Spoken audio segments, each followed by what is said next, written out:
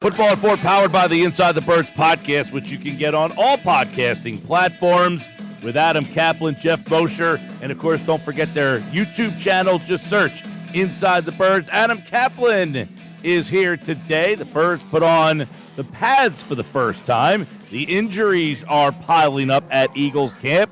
We're going to take a look at how the injuries are affecting some of the battles and what we saw with the pads out on Tuesday, as Adam Caplan joins us now for another edition of Football at 4 here on the Sports Bash. Pads are back. Some injuries are piling up. What's going on, Adam Caplan? Mike, good to talk to you. So we could address this because it just happened, and this has to do with the injuries. I wanted to talk about the injuries because they've got an issue at guard.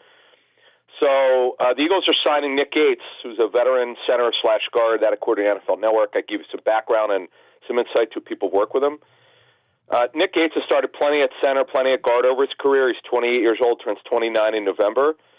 It tells you how the NFL is with contracts. The Commanders signed him to a 3-year deal. He had a good year. His best year as a pro was in 22 with the Giants, and he capitalized on that and getting a 3-year deal.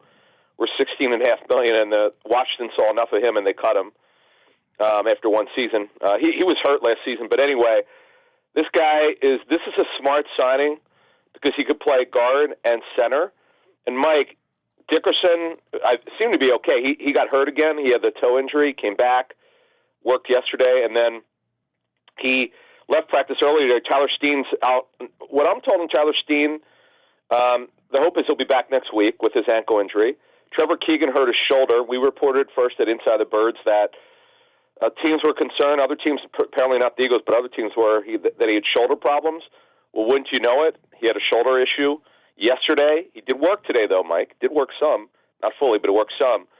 So this would explain, because they keep moving around guys who could play center and a guard because you got to have enough players, Mike. So Nick Gates here, and if you're a Giants fan, you know who Nick Gates is. A tough guy. He's more than serviceable, by the way. I could see him wind up being their top backup guard, but we'll see what happens, see what they want to do with him. Yeah, Gates, by the way, 1,800 snaps at center, 271 at left guard, 198 at right tackle, and 77 at right guard. So, yeah, as you mentioned, this is a player that's played up and down the line. He started 29 games in 44 appearances. So, yeah, definitely a player that you would imagine makes the roster. Well, Mike, he came in as a right tackle early in his career. He got moved to guard. He's also played center. So this is a really nice signing. They got to see how he's health-wise. Let's call it like it is. It's never a good sign when a team signs a player for 3 years and they cut him after one. It's not common. So we can't just say he's going to be great. But if he's all the way back physically, Mike, yes, he could be their top backup interior lineman because, again, Keegan, as we first reported on Inside the Birds, teams are worried about a shoulder issue. Brett Toth just came back from his injury. He's a backup center and guard and tackle. Matt Hennessy is really a left guard center, not a right guard. Now, Max Sharping, this doesn't speak well to Max Sharping. We haven't really talked about him much, Mike, who's had plenty of starts in his career. Has ran mostly with the threes, Mike, in training camp, a little bit with the twos. But, yeah, I'm glad we start with injuries because they got to get through this thing. I know this is mostly minor stuff, but don't forget, Mike, they've got a lot of training camp practices. They got the big practice Thursday night at the Link because, remember now, they have a crazy schedule. 3 out of the next 4 days, Mike, they're not practicing. They have a walkthrough tomorrow, the practice Thursday night at the Link. I'll be there. Friday is probably going to be a walkthrough, and they have Saturday off. So don't forget, Mike, they got their first preseason game a week from Thursday, and then they've got the Patriots practice coming up, joint practice, and work with them. So they need bodies out there, and that's why they did this. By the way, Mario Goodrich was the guy who was released to make room here on the roster. So Mario Goodrich, an interesting name because he's one of those guys in the secondary that people were kind of looking at here. So let's get your thoughts then with the injuries. You mentioned Dickerson, Johnson, Tyler Steen, obviously that right guard spot. He was the one penciled in there. Well, the last couple of days is Mekhi Becton. Give us read the tea leaves on Becton's chances in that spot. Yeah, this is really, again, when we were previewing training camp, Mike, with you at Football and 4, I'd said that this Becton story, which Look, it was an interesting signing because he's a high first-round pick for the Jets. He was. And, they decided they weren't going to bring him back. But to play him at guard, and a position he's never played at before, I know there's some people in the league don't think this is going to work, but, hey, it only matters what Jeff Stoutland thinks. And now, today, Mike, the last 2 days, he's lined up at yet another position he's never played or practiced at. He'd been practicing at left guard in place of Dickerson while Dickerson's back. So and Mekhi played right tackle for the Jets last season. Well, guess what? They're working him at right guard the last 2 days. And what we're told, he's been okay. I mean, he's working through it. But look, they're trying him because they know he can play left tackle and right tackle. He doesn't need to take reps there. But this goes to show you the issues that they have in the interior of the offensive line. With injury comes opportunity, and it gets them to cross-train him. Now, people assuming that they're doing this because they're not happy with Tyler Steen could not be further from the truth. Tyler Steen got hurt, and he's going to miss, they think, around a week, maybe more, maybe less, we'll see, but somewhere around a week. And, again, Trevor Keegan's only played left guard. We just mentioned that Hennessy is only started at left guard. They need someone to play right guard, and that explains also why Nick Gates is here. So why not play Becton at right guard today? Yeah, absolutely, yeah. And you get a guy with that much talent. Now, he's a big guy. I mean, doesn't project size-wise as a guard, but we'll see. Mosher said on Monday's show that, Jeff Stoutland kind of pushing to see him there. So, obviously, they want to take a look at him because he's a talented guy. Let's look at some of the injuries on the defensive side of the ball and how that's affecting some of the battles there. Oren Burks, a linebacker. We know that spot has White and Nakobe Dean, but could be an open spot. Cooper DeJean not out there, and Sidney Brown. So that safety spot really limited. Yeah, Mike, you know what's interesting? Okay, so we just talked about the injuries, right? Burks got hurt in the first practice, hasn't practiced since. That's not good. I'm not saying they're great at inside backer. They're not, but they have a lot more competition this year than they did last year. And Burks does not have the kind of guaranteed money that Bond or White do. And by the way, White and Bond, Zach Bond, have got the most first-team snaps, with Dean right behind them. It's so early in camp, Mike. I'm not making any definitive statements. The White's got more first-team snaps than any of them. I'm just interested to see what Nakobe Dean does. I was blown away by how, first of all, the mass that he's put on his lower and upper body. And from what I understand, he's had a very good camp. And knock on wood, Mike, he could stay healthy because he, in addition to not staying healthy, he just hasn't really contributed on defense, mostly special teams. So let's see what happens here. And then in the secondary, boy, this Cooper DeJean thing. So this I never saw coming. I don't think anyone did. Now, we don't know if it's connected to Cooper DeJean, who's on NFI.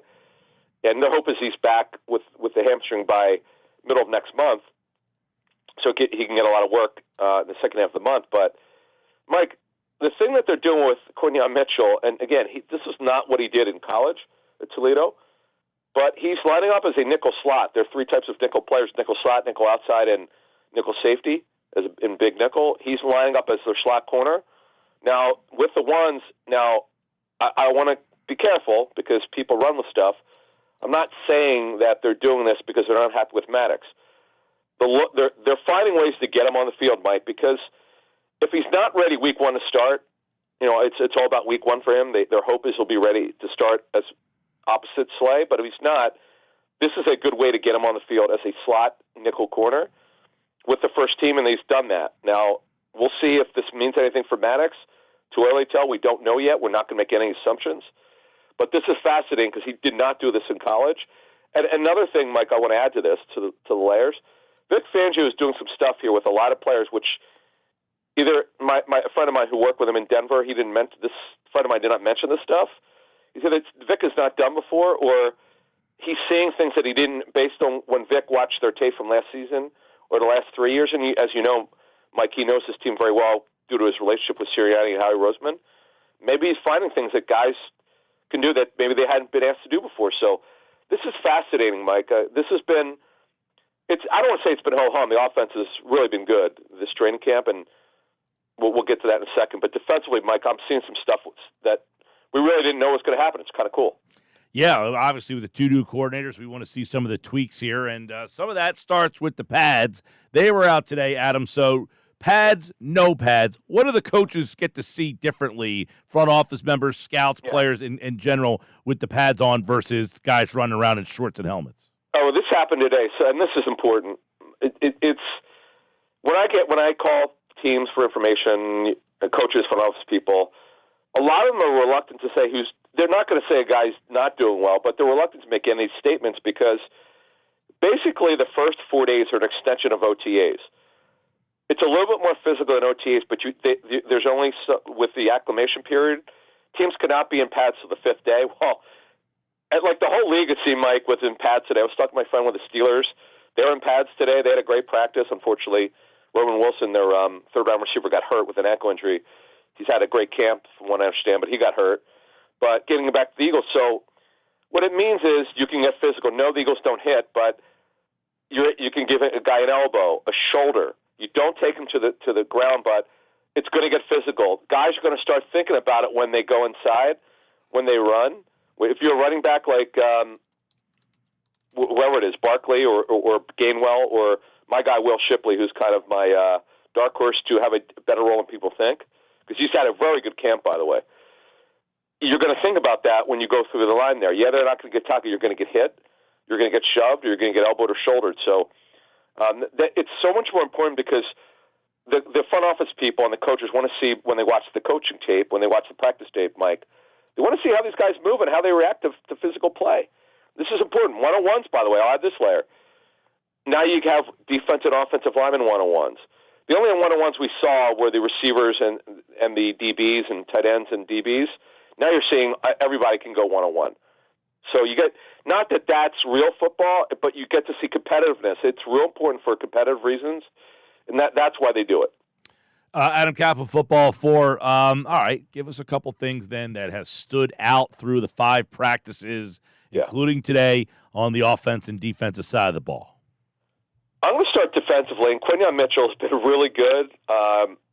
Eventually he's going to get work with the ones. It would be a small upset if he's not a starting outside corner week 1, but it won't be too long after that if he doesn't start. No, folks, when you draft a first-rounder, the guy's expected to start year 1 and day 1 unless he's not ready. Like a guy's not ready, or of course, if Bradbury, Mike, did not regress like he did, then Quinyon wouldn't start week 1. Well, you know what happened.